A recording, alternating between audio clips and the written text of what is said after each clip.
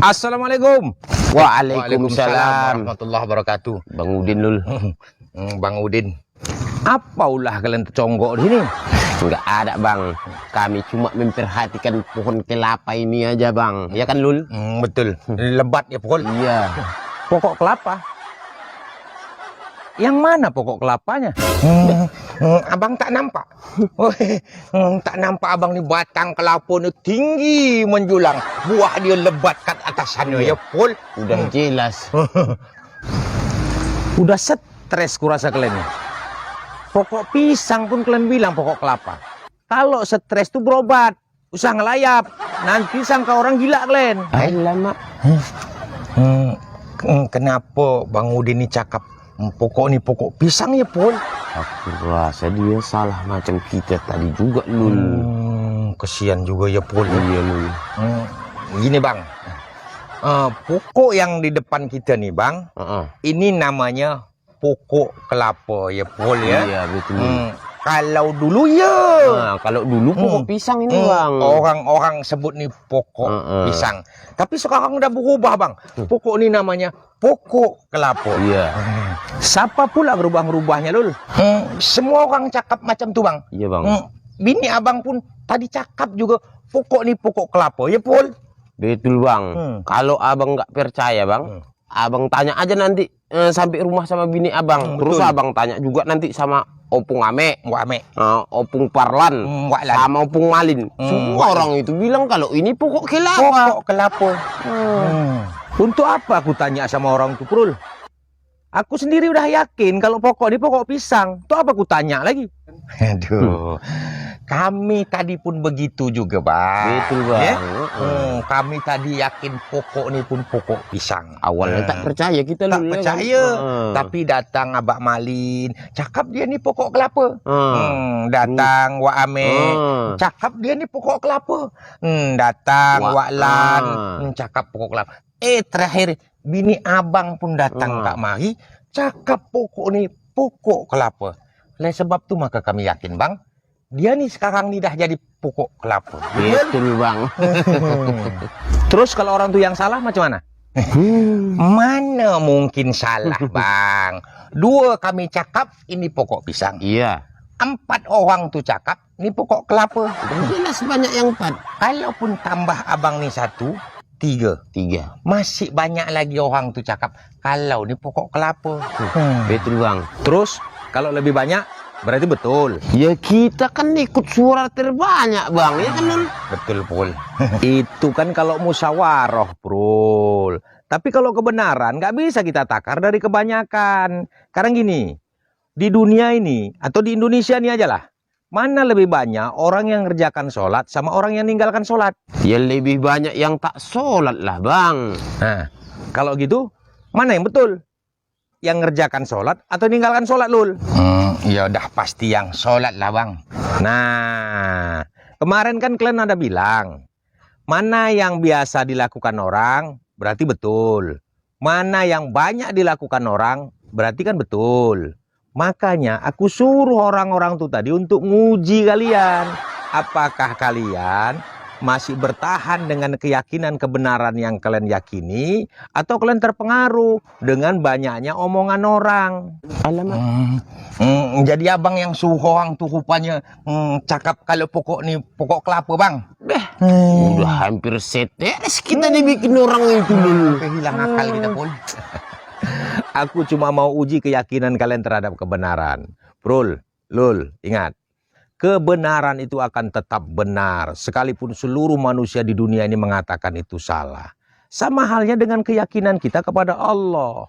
Jangan sampai tergoyah sedikit pun dengan segala tipu daya yang melemahkan. Kita harus tetap yakin bahwa tidak ada Tuhan yang patut disembah selain Allah. Dan Muhammad itu adalah utusan Allah. Makasih Bang. Iya Bang. Dengan begitu kami jadi tahu Bang. Tuh Pol. Kau ingat Pol, kita harus pertahankan yang betul itu Pol. Ya, kan kau juga tadi yang bikin aku ragu Lul. Udah jelas-jelas aku bertahan dengan pokok pisang. Cuman kau bilang jangan-jangan mata kita yang salah. Kan jangan-jangan Pol. Sekarang udah yakin kalian kalau pokok ini namanya pokok pisang? Yakin bang, yakinnya ya Pol. Iya bang, hampir gila kita dibanting pokok kelapa ini lul. Udah jelas pisang kita bilang kelapa. Pokok pisang. Nasib baik Bang Udin ini datang. Kalau tidak berubah nama kau jadi pokok kelapa, Pol. Udah jadi sinting lah kami berdua bang. Sekarang gimana? Masih ada lagi yang mau dipertanyakan nggak? Sekarang aku nak tanya nih bang. Apa itu? Sekarang ini kan lagi ramai bang. Bahas masalah ahli sunnah dan wahabi ya Pol. Iya betul bang. Menurut abang, wahabi itu salah ke betul bang? Kenapa kau tanya itu? Soalnya kalau kita dengar ceramah orang tuh, geram juga kita ya Pol. Betul bang. Yang parah kali pun orang itu disesat-sesatkannya terus kita. Gini lul, Prul. Kalau secara akidah iman mereka masih sama seperti kita, yakin kepada Allah Subhanahu wa taala semata dan Rasulullah sallallahu alaihi wasallam sebagai utusannya, berarti nggak ada yang salah. Kalau amal mereka masih berdasarkan dengan apa yang diperintahkan Allah dan apa yang dilakukan dan pernah dikatakan oleh Rasulullah, berarti betul. Selama yakin mereka masih kepada Allah dan Rasulnya dan melakukan apa yang diperintahkan, berarti nggak ada yang salah. Karena itu sesuai dan berdasarkan keyakinan mereka. Tapi ketika mereka menyesatkan umat sebagian lainnya, lalu menjatuhkan hukum fasik, hukum kafir kepada umat sebagian lainnya, maka disitulah menjadi kurang tepat. Nah, itulah yang buat aku geram bang. Enak aja orang itu kafir-kafirkan kita ya kan lul. Itu dibilangnya haram. Yang ini bid'ah. Kan geram ya Pol. Iyalah. Kenapa kau emosi Prul? Perkataan mereka kan gak merubah keyakinanmu. Karena bukan Allah yang memvonis kau kafir. Tetaplah kau beribadah dan bermuamalah sesuai dengan paham dan keyakinanmu. Tapi sebab orang tuh ketentraman beragama nih terganggu ya Pol. Betul bang. Kita dah betul-betul nih bang. Sedap aja orang tuh salah-salahkan. Kalau kau merasa benar, kau nggak perlu marah, Prul. Kalaupun kau mau menyanggah, kau bisa sampaikan sanggahanmu itu secara baik dan secara arif, sesuai dengan keilmuan dari Allah dan Rasulnya. Nah, kalau mereka mengatakan kita kafir, lalu kita marah lalu mengatakan mereka kafir, kapan damainya umat beragama ini? Tapi ini perkara membela agama bang. Betul. Mereka sudah merusak keyakinan kita. Ya sampaikan apa yang menurutmu itu benar dengan baik. Nggak usah marah-marah. Kan gitu yang diajarkan Rasulullah. Tidak ada dampak baik sedikit pun dari amarah, Prul. Kalau perkara dihina, Rasulullah udah duluan. Perkara dikafirkan, disiksa, dicaci, dituduh gila, itu sudah Rasulullah duluan yang merasakannya. Namun begitu, Rasulullah tetap arif dalam menyampaikan dan berdakwah secara lemah lembut. Oh, itu kalau yang dihina itu pribadi Rasulullah, Bang. Bang. Tapi kalau sudah menghina agamanya, Rasulullah dan para sahabat pasti akan mencabut pedangnya untuk membela, ya Pol? Betul Bang. Siapa bilang? Kok siapa bilang dia Pol? Belum tahu Bang Udin nih. Abang nih tak rajin dengar ceramah-ceramah ustadz-ustadz tuh Bang. Rasulullah tuh, kalau yang dihina pribadinya sebagai Muhammad, dia akan sabar. Sabar Bang. Tapi kalau sudah agamanya yang dihina, pasti dia akan marah, ya Pol? Betul itu Bang. Tak salah yang dibilang Bahlul ini. Lul, kau nih suka kali balik-balikkan sejarah. Lul, kau dengar ya Lul, Prul ya.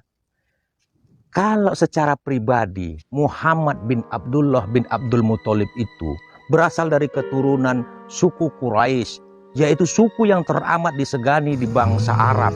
Maka nggak akan ada yang berani, siapapun dari bangsa Arab itu yang berani menghina, berani mengganggu Muhammad bin Abdullah itu.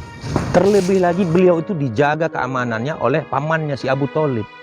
Jadi Muhammad bin Abdullah itu justru diperangi, dimusuhi, dihina, dicaci, itu karena agamanya, bukan pribadinya.